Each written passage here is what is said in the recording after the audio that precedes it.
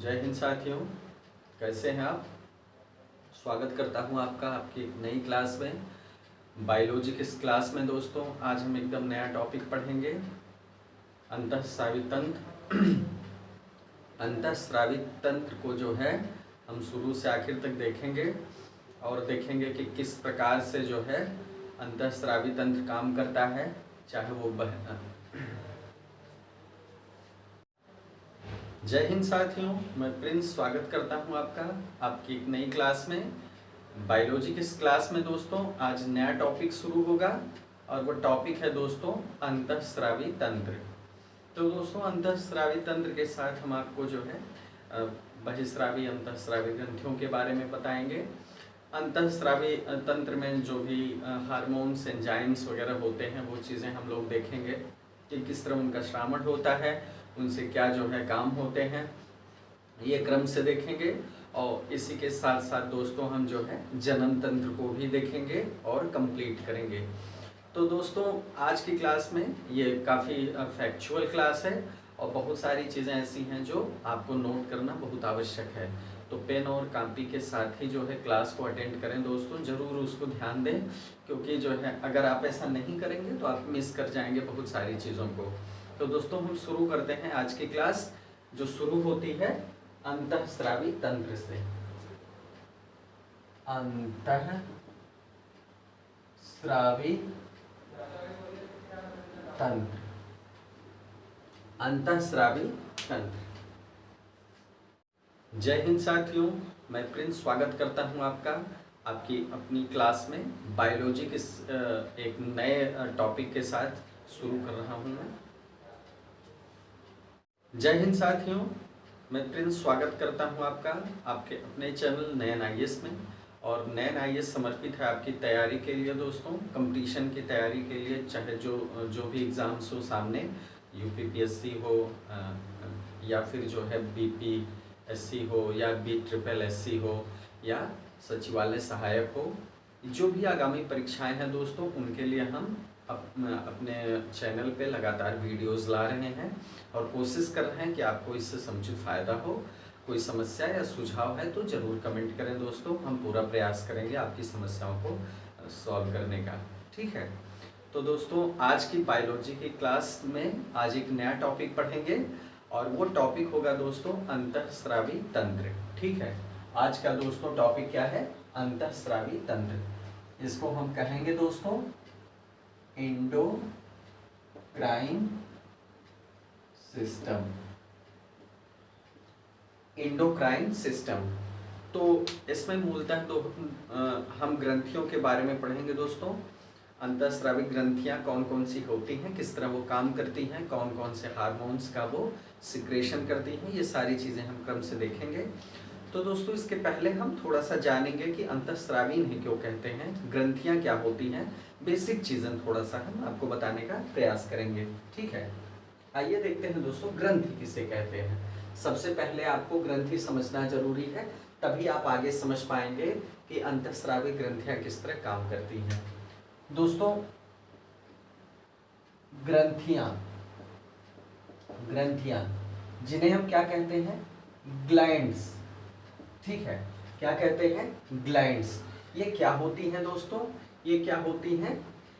ग्रंथियां दरअसल ऐसी कोशिकाएं, ऐसे अंग या ऐसे ऊतक होते हैं जो आवश्यक पदार्थों का संश्लेषण करते हैं और उनका श्रावण करते हैं। मतलब ये कोशिका हैं या कोशिकाओं का समूह ऊतक हैं या फिर ऐसे अंग हैं जो क्या करते हैं? शरीर के लिए कुछ आवश्यक पदार्थों का निर्माण करते हैं, संश्लेषण करते हैं और उनका श्रावण करते हैं। ठीक है, ये है ग्रंथ की परिभाषा। तो ये क्या है दोस्तों? ऐसी कोशिकाएं हैं, ऐसी कोशिकाएं, ऊतक कह सकते हैं या फिर कह सकते हैं अंग, जो आवश्यक पदार्थों का संश्लेषण करती हैं और क्या करती हैं? उन्हें स्रावित करती हैं। स्रावित करती हैं मतलब सिक्रेट करती हैं।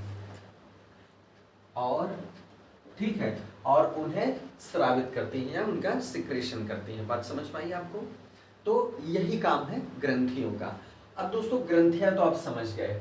ग्रंथियां दो तरीके की होती हैं। अगर हम प्रकार की बात करें, दोस्तों, तो ग्रंथियां दो प्रकार की होती हैं। एक होती है दोस्तों बहिस्रावी ग्रंथि, ठीक है, इसको क्या कहेंगे? एक्सोक्राइन ग्लैंड, एक्सोक्राइन ग्लैंड्स, और दूसरे को क्या कहेंगे? दूसरा क्या होगा दोस्तों? अंतःस्रावी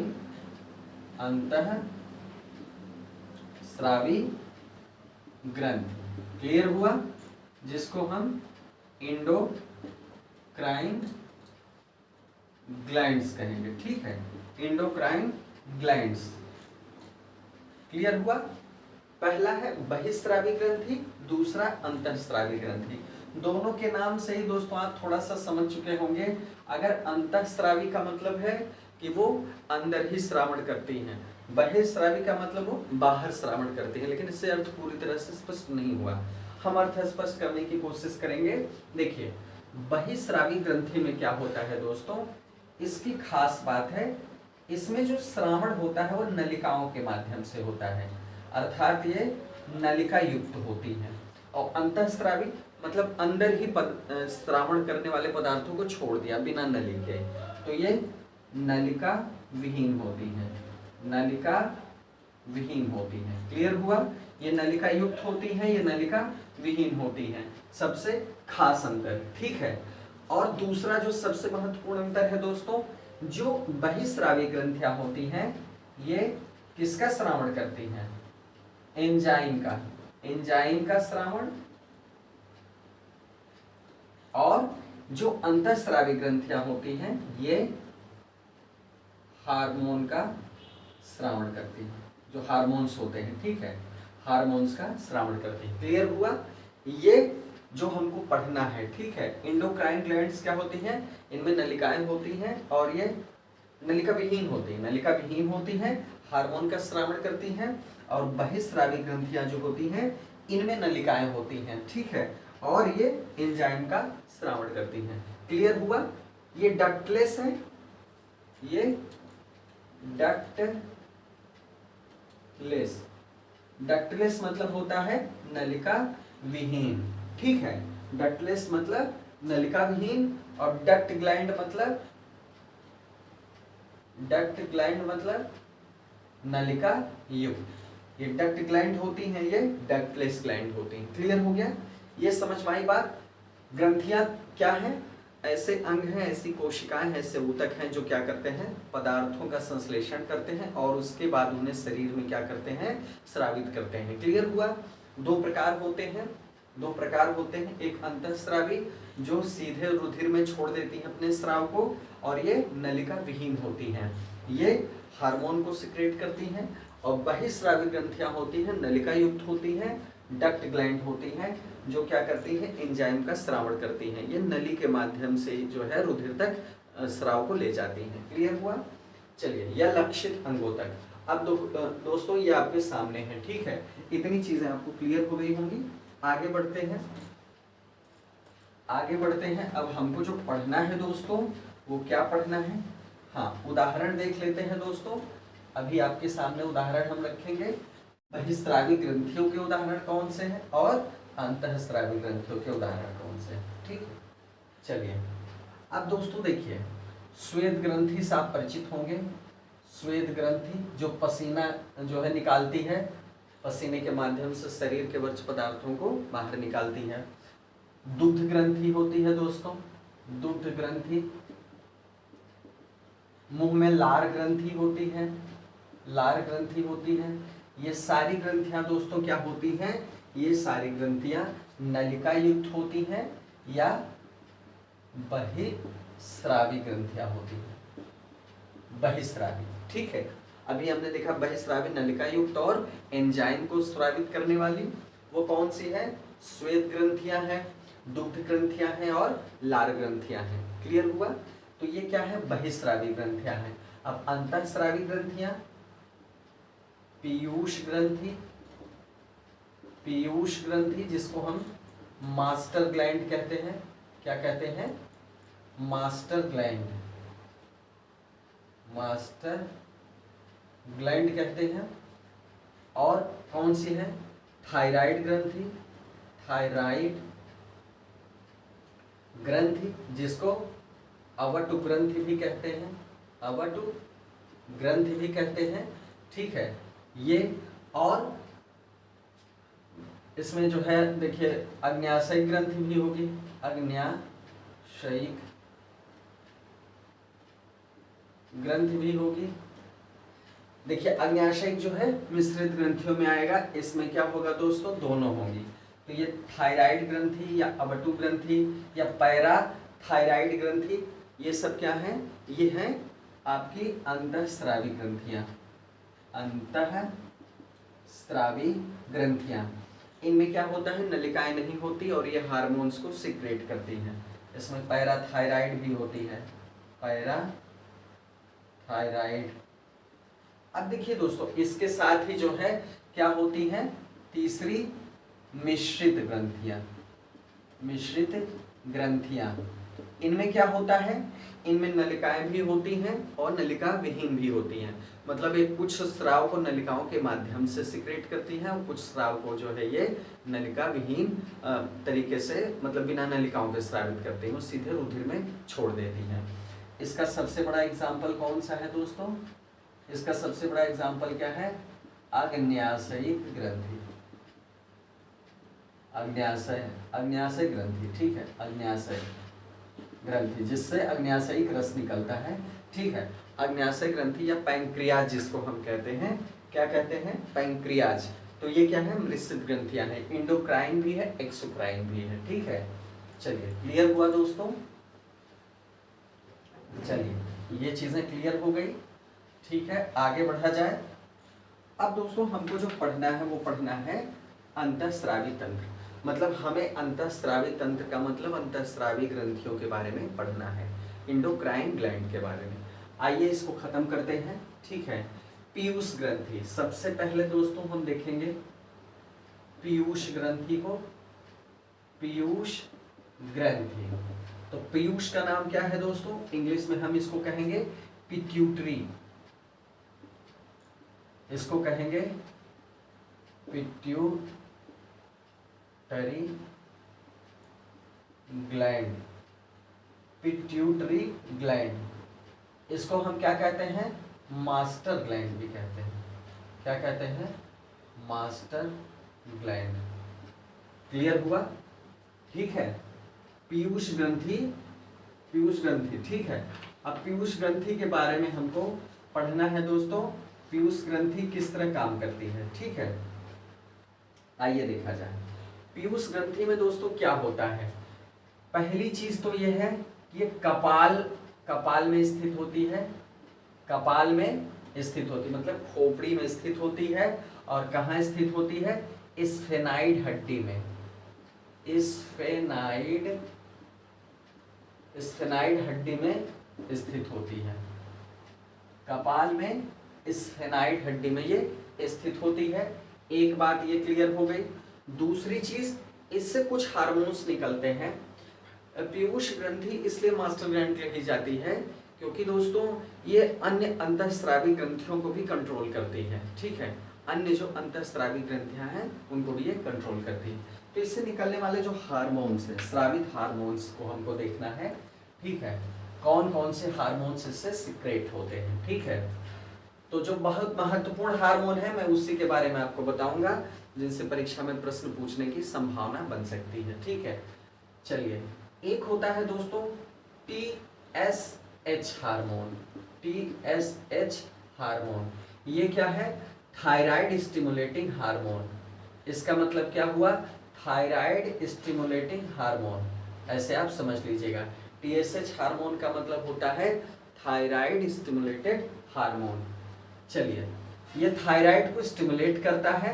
ये किसके लिए होता है? थायराइड ग्रंथि को थायरॉक्सिन हार्मोन के स्राव के लिए उत्तेजित करना। देखिए, हमने आपको पहले बताया पीयूष ग्रंथि क्या करती है दोस्तों, और अंतःस्रावी ग्रंथियों को भी जो ये कंट्रोल करती है। ठीक है, तो ये थायराइड ग्रंथि जो होती है उसके थायरॉक्सिन हार्मोन के स्रावण के लिए इसको प्रेरित करता है। ये वाला हार्मोन थायराइड, ये क्या है, थायराइड स्टिमुलेटिंग हार्मोन, ये एक हार्मोन हो गया। दूसरा हार्मोन दोस्तों क्या है, दूसरा हार्मोन सोमेटोट्रोपिन हार्मोन। सोमेटोट्रोपिन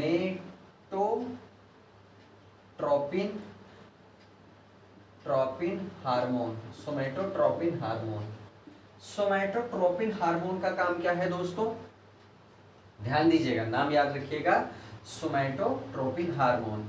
इसको हम वृद्धि हार्मोन भी कहते हैं। क्या कहते हैं दोस्तों, वृद्धि हार्मोन। ये वृद्धि के लिए जिम्मेदार होता है। तो दोस्तों ये क्या, इसका काम क्या है, सोमेटोट्रोपिन हार्मोन का काम क्या है, इसका काम है शरीर की वृद्धि का नियंत्रण, शरीर की वृद्धि का नियंत्रण। ठीक है, ये वृद्धि को कंट्रोल करता है। अगर ये हार्मोन अधिक हो गया दोस्तों तो क्या समस्या हो सकती है, अधिकता से क्या समस्या हो सकती है, भीमकायता आ जाएगी, मतलब बहुत विशाल शरीर हो जाएगा, बहुत ऑड जो है भीमकायता आ जाएगी शरीर में। आपने देखा होगा कुछ लोगों को कि जरूरत से ज्यादा लंबे चौड़े और भीमकाय शरीर वाले होते हैं, वो इसी सोमेटोट्रोपिन हार्मोन की वजह से होता है। जब इसकी अधिकता हो जाती है वृद्धि हार्मोन की तो ये स्थिति आती है भीमकायता की। अगर इसकी कमी हो जाती है दोस्तों तो क्या होगा, बौनापन। आप समझ रहे हैं, वृद्धि हार्मोन है तो अगर कमी होगी तो भी अच्छा नहीं है, बौनापन आ जाएगा शरीर में। ठीक है, तो पहला हमने देखा थायराइड स्टिमुलेटिंग हार्मोन, ये क्या करता है, थायराइड ग्रंथि के थायरॉक्सिन हार्मोन को स्टिमुलेट करता है, उत्तेजित करता है स्रावित होने के लिए। दूसरा हमने देखा सोमेटोट्रोपिन हार्मोन। ठीक है, सोमेटोट्रोपिन हार्मोन वृद्धि हार्मोन कहलाता है, वृद्धि को नियंत्रित करता है, अधिकता से भीमकायता होती है और कमी से बौनापन आ जाता है। ठीक है, समझ में आया। अगला हार्मोन देखा जाए दोस्तों, अगला हार्मोन देखते हैं कौन सा महत्वपूर्ण है। ठीक है, LTH हार्मोन। LTH हार्मोन क्या होता है दोस्तों, ये क्या है, ये क्या काम करता है, ल्यूट्रोट्रोफिक, ये है ल्यूट्रोट्रोफिक हार्मोन। इसका काम क्या है, इसका एक अन्य नाम आप जान लीजिए कि दुग्धजनक हार्मोन इसको कहा जाता है। LTH का मतलब हो गया ल्यूटोट्रोपिक हार्मोन कह सकते हैं या फिर इसको दुग्धजनक हार्मोन कह सकते हैं। चलिए, इसका कार्य क्या है, स्तनों से दुग्ध का श्रावण करना, शिशु के लिए स्तनों से दुग्ध का श्रावण इसको प्रेरित करना। ठीक है, ये क्या करता है, शिशु हेतु स्तनों से दुग्ध का श्रावण। क्लियर हुआ, स्तनों से जो है दुग्ध का श्रावण, ये हो गया दुग्धजनक या LTH हार्मोन। क्लियर हुआ दोस्तों, कोई समस्या। चलिए आगे बढ़ते हैं दोस्तों।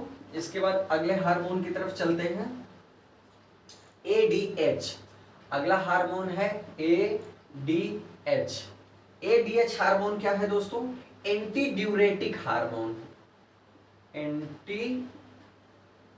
ये है diuretic hormone. Anti diuretic hormone का क्या मतलब होता है दोस्तों, ड्यूरेटिक मतलब होता है जो मूत्र को लाने का काम करे। एंटी ड्यूरेटिक मतलब हो गया मूत्र को रोकने का काम। ये एक तरह से मूत्र रोधी हार्मोन है। क्या है, मूत्र रोधी हार्मोन कह सकते हैं इसको। जैसे यूरिया जो होता है दोस्तों वो क्या होता है, ड्यूरेटिक होता है।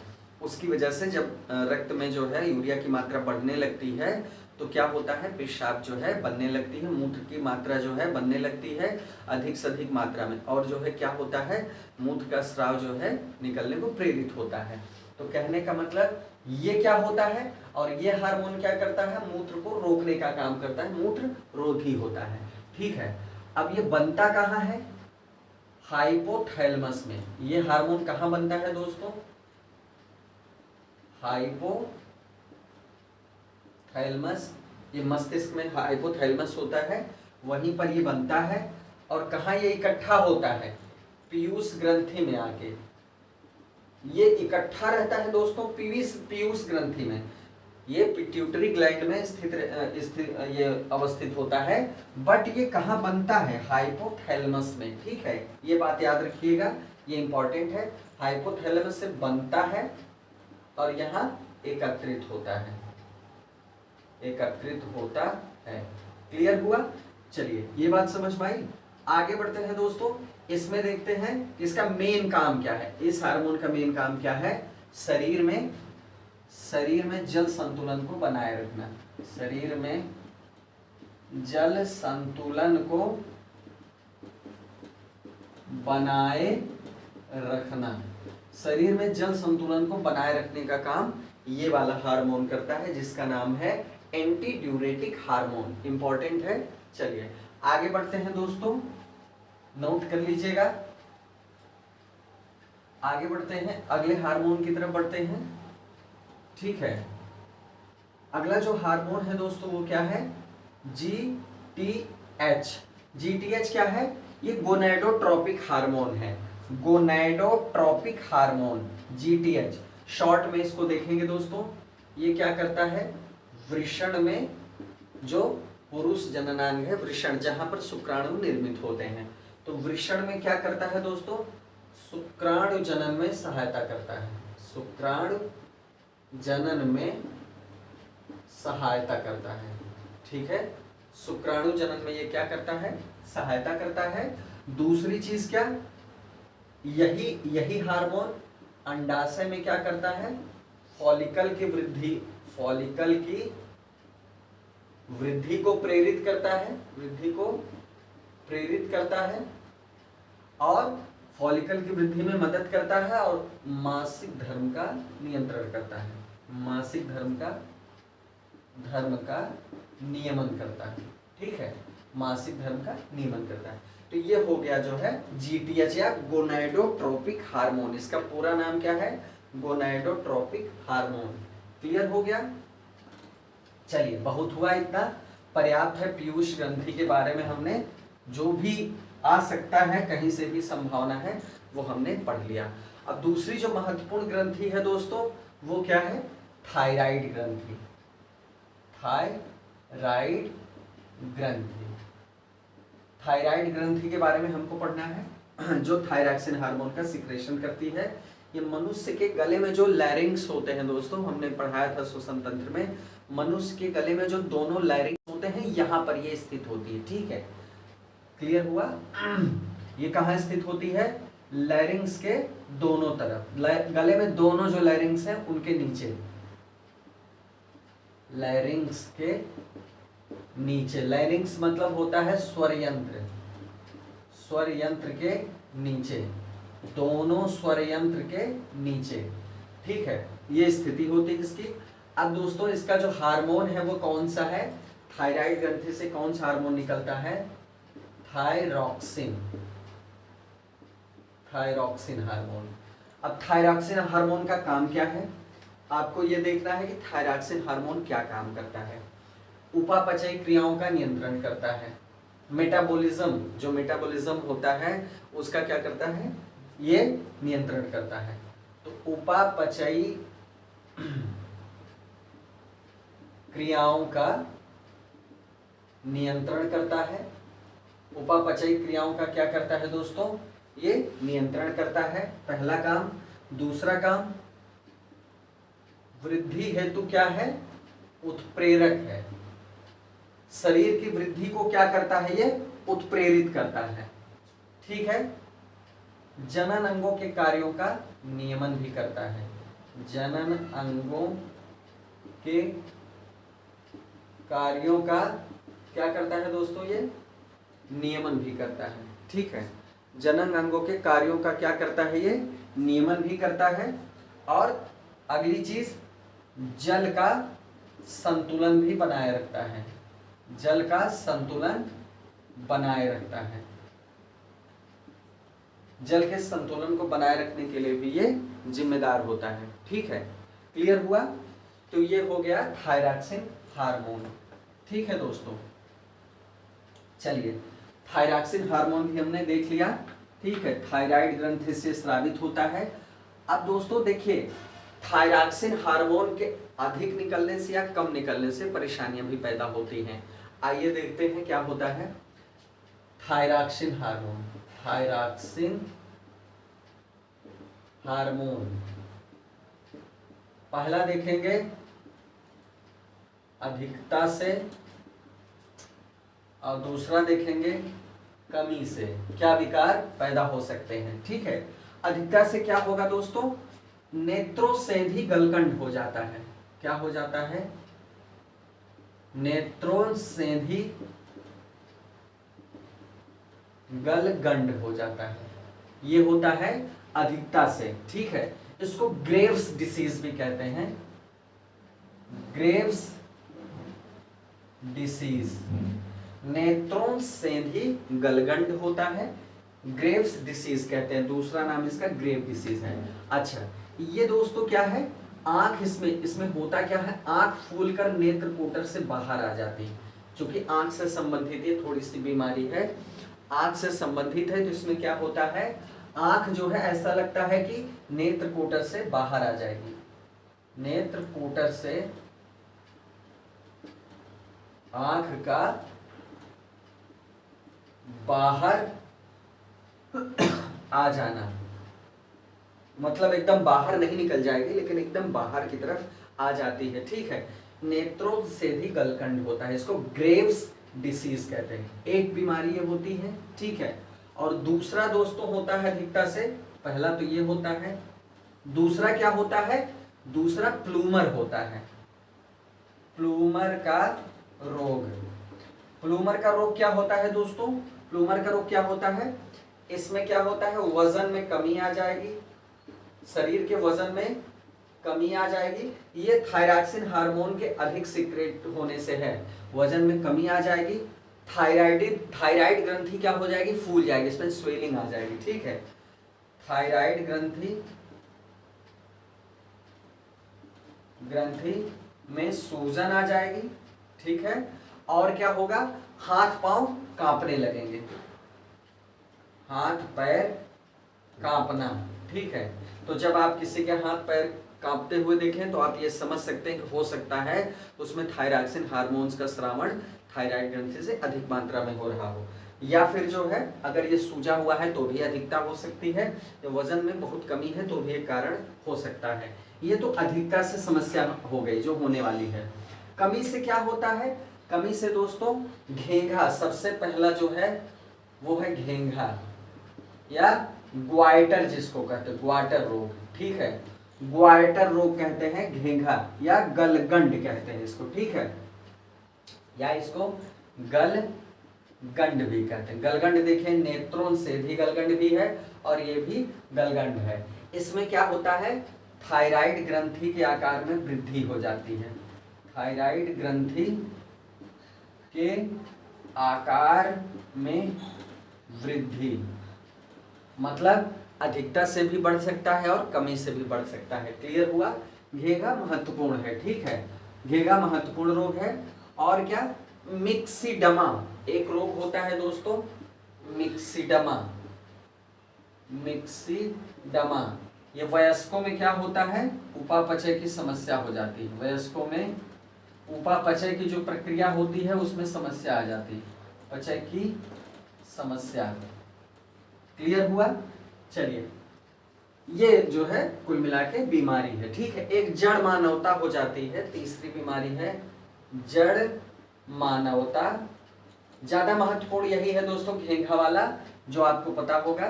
ठीक है, ये पूछता है जड़ मानवता क्या होती है, बच्चों में होती है, बच्चों में होती है। ठीक है, बस इतना पर्याप्त है, इतना पर्याप्त है दोस्तों।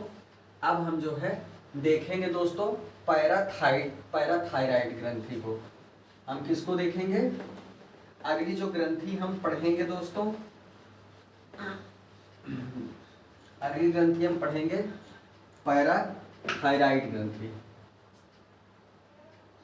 पैराथायराइड ये भी अंतःस्रावी ग्रंथि है। पैराथायराइड ग्रंथि क्या होती है दोस्तों, पैराथायराइड हार्मोन निकलता है, इससे पैराथायराइड हार्मोन निकलता है, और इसको पैराथार्मोन भी बोलते हैं, पैराथार्मोन, पैराथार्मोन भी कहते हैं इस हार्मोन को। ठीक है, ये क्या होता है, रुधिर में कैल्शियम की कमी होने से ये स्रावित होता है। जब रक्त में कैल्शियम की कमी हो जाती है, कैल्शियम की कमी से स्रावित, जब रक्त में कैल्शियम की कमी हो जाती है तब ये हार्मोन सिक्रेट होता है। क्लियर हुआ, क्लियर हुआ, चलिए क्लियर हो गया। ठीक है, रुधिर में कैल्शियम पदार्थ की, खनिज लवण की कमी होने पे ये हार्मोन सिक्रेट होता है। चलिए बस इतना ही बहुत है इसमें। अब दोस्तों एड्रीनल ग्रंथि देख लेते हैं। अधिवृक्क ग्रंथि, दोस्तों हमने वृक्क या किडनी पढ़ा था, किडनी हमने पढ़ा था उत्सर्जन तंत्र में कि किस तरह बहुत महत्वपूर्ण भाग है वृक्क, किडनी जो है बहुत महत्वपूर्ण भाग है उत्सर्जन तंत्र का। तो जो अधिवृक्क ग्रंथि है दोस्तों, ठीक है, जो एड्रीनल ग्रंथि है, एड्रीनल ग्रंथि, ये ग्रंथि दोस्तों, ये ग्रंथि कहाँ पाई जाती है, ये ग्रंथि जैसे वृक्क है, ठीक है, ये वृक्क है, इसके ऊपर टोपी जैसी आकृति में पाई जाती है, टोपी जैसी आकृति में, ठीक है, ये पाई जाती है आपकी एड्रीनल ग्लैंड। क्लियर हुआ, एड्रीनल ग्लैंड का जो है स्थिति यही होती है, इसके ऊपर टोपी जैसी संरचना में पाई जाती है। तो चलिए ये क्लियर हो गया। अब देखिए दोस्तों, इसमें जो है इसका सबसे महत्वपूर्ण काम क्या है, इसका सबसे महत्वपूर्ण काम क्या है एड्रीनल ग्रंथि का।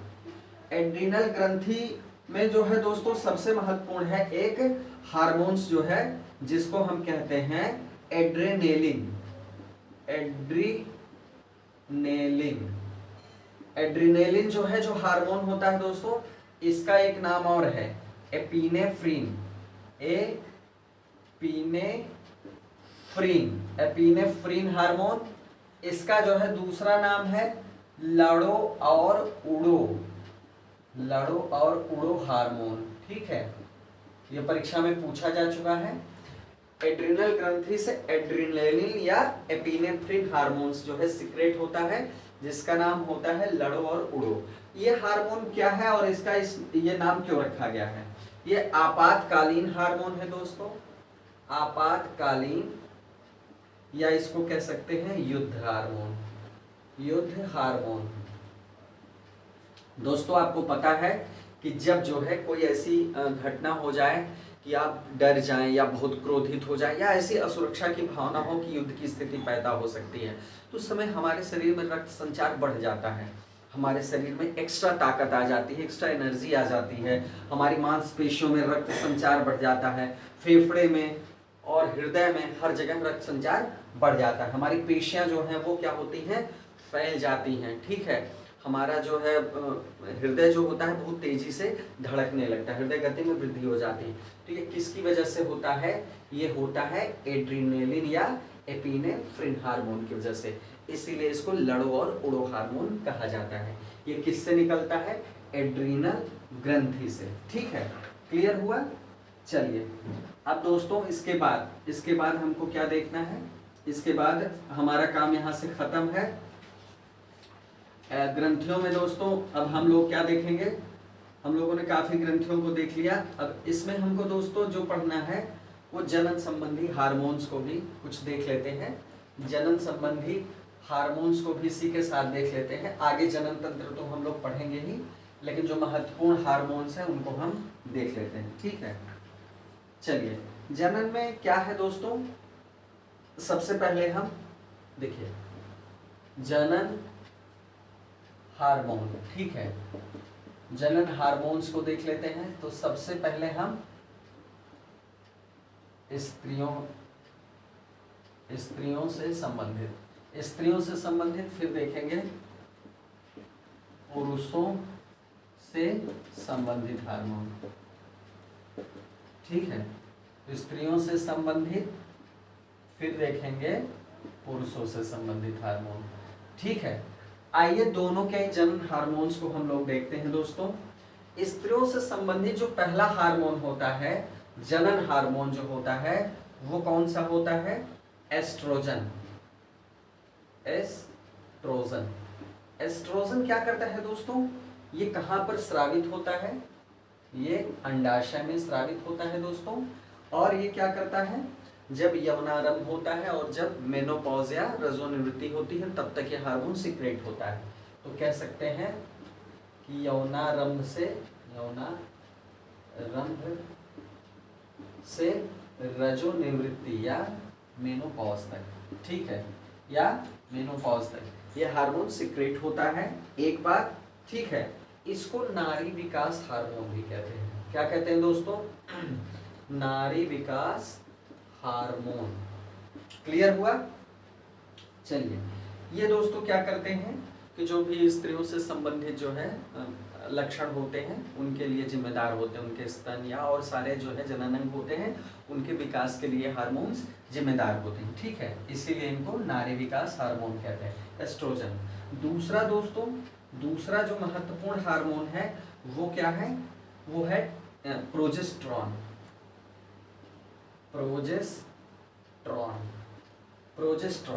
प्रोजेस्टेरॉन का मतलब क्या है दोस्तों?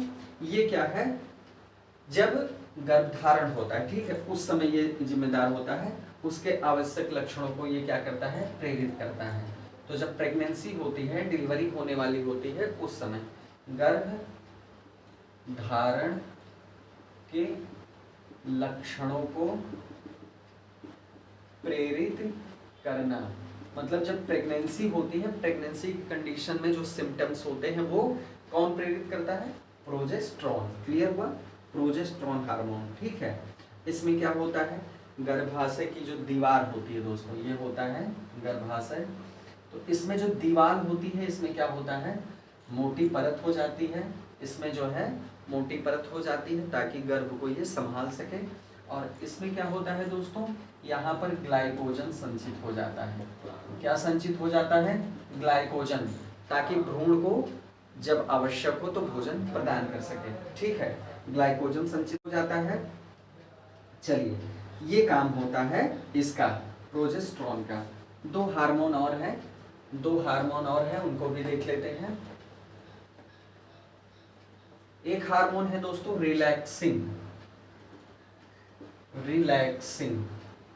रिलैक्सिन क्या करता है? रिलैक्सिन जो है ये क्या करता है? जो गर्भाशय ग्रीवा होती है उसको चौड़ा करके शिशु के निकलने में मदद करता है, ठीक है।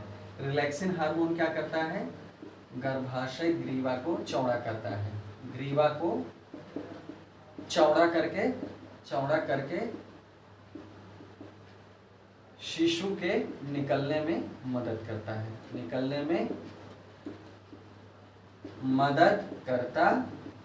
क्लियर हुआ? ये काम है किसका? रिलैक्सिन हार्मोन का, ठीक है। शिशु के जन्म को आसान करता है रिलैक्सिन। अब दोस्तों प्रोलैक्टिन, अगला जो हार्मोन है वो है प्रोलैक्टिन का काम क्या है दोस्तों?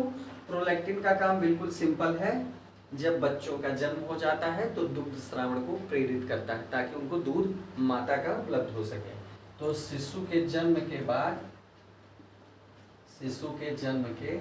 बाद दुग्ध स्रावण को प्रेरित करना, क्लियर हुआ? चलिए, ये दुग्ध स्रावण को प्रेरित करता है प्रोलैक्टिन। एस्ट्रोजन, प्रोजेस्टेरॉन और रिलैक्सिन और प्रोलैक्टिन, ठीक है। ये दोनों आपके लिए थोड़े से नए होंगे लेकिन ये भी इंपॉर्टेंट है आपके लिए जानना। चलिए आगे देखते हैं दोस्तों। पुरुषों से संबंधित जो हार्मोन्स है वो दो हैं, ठीक है। वो क्या है, दो हैं। वो मेन तो टेस्टोस्टेरोन है, ठीक है, टेस्टोस्टेरोन, टेस्टोस्टेरोन ये मेन हार्मोन है दोस्तों, पुरुष संबंधी हार्मोन। ये क्या करता है, ये जो यौन अंग है उनका विकास करता है, यौन अंगों का विकास और लक्षणों को प्रेरित करता है, जैसे दाढ़ी, मूंछ आना और सारी चीजें, लक्षणों को प्रेरित करना और यौन व्यवहार को प्रेरित करना, ठीक है। जो यौन व्यवहार होता है उसको क्या करना, प्रेरित करना। ये है टेस्टोस्टेरोन, ठीक है। टेस्टोस्टेरोन बहुत महत्वपूर्ण है पुरुषों के लिए, ठीक है। चलिए ये क्लियर हुआ। चलिए इस तरह दोस्तों ये जो है जनन हार्मोन भी हमने देख लिया। महिलाओं में हमने 4 हार्मोन देखा, पुरुषों में हमने टेस्टोस्टेरोन देखा। टेस्टोस्टेरोन ये वृषण में जो है शुक्राणुओं के निर्माण को भी प्रेरित करता है और पुरुषों के जनन अंगों के विकास से संबंधित है, ठीक है। तो जनन अंगों का भी हमने देख लिया किस तरह जो है इसमें हार्मोन सीक्रेट होते हैं, ठीक है। तो इसके साथ दोस्तों अंतःस्रावी ग्रंथि में इतना ही पर्याप्त है। परीक्षा की दृष्टि से दोस्तों इतना ही पर्याप्त है, इसमें बहुत सारी चीजें नहीं है, ठीक है। जो भी मेन चीजें थी वो कंप्लीट हो गई हैं। मेन ग्रंथियों से जो मुख्य हार्मोन्स सीक्रेट होते हैं उनका क्या काम है हमने डिटेल में देख लिया, ठीक है। तो दोस्तों इसी के साथ ये टॉपिक कंप्लीट होता है और अगली क्लास में दोस्तों हम आपको जनन तंत्र, पेशी तंत्र के साथ जो है मिलेंगे अगले वीडियो में दोस्तों। तब तक के लिए जय हिंद, मिलते हैं अगले वीडियो में।